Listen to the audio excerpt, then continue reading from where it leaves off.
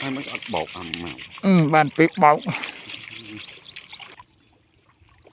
Ngày thật anh tới chụp lịch anh nó cho. Tùy tầm bạc mình sống. Chụp lịch anh nó cho mà chụp chi anh cho mà lại rồi. Chứ Anh dây bầy. mình hiện. Không chứ gì là mua. Chùa bòi. Chùa bòi bóng ôn. Chà đuổi vậy. Kẻ nó sao một lưỡi chừng. Vươn cắt phật mình nha. Dĩ chùa bán đây à.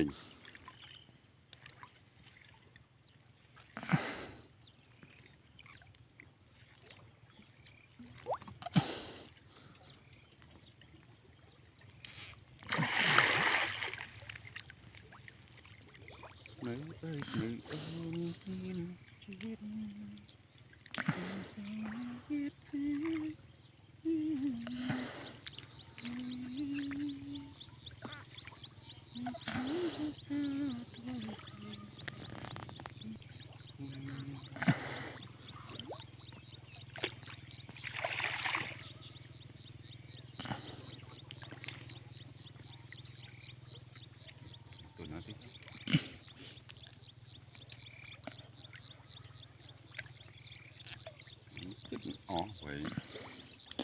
Bên đây không?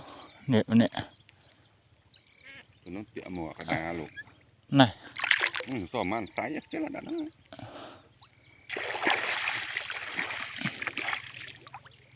Đây. Mồm.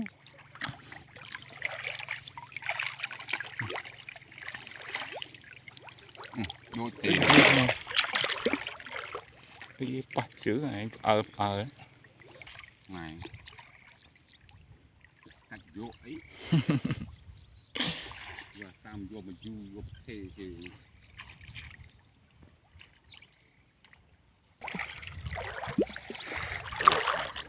Mà đã thú vị.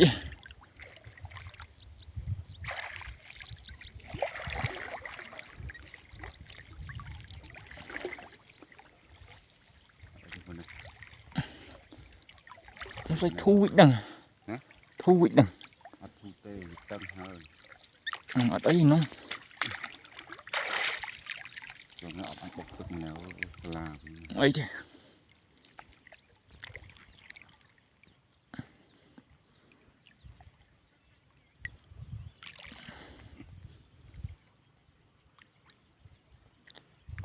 Và là thùng mà đặt nó măng nữa. Là thông em ấy. Trong ấy. Ấy cũng đủ. Đủ đặt là thùng đó. Là thùng đậm mà chụp. Ôi chưa. Đó. Anh ơi, anh cho bàn tay ạ.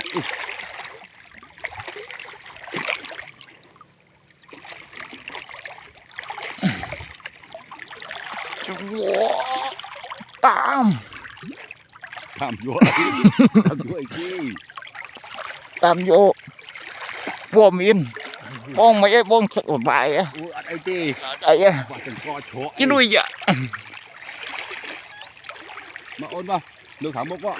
Được thả mốc lên tí ôn lên tí.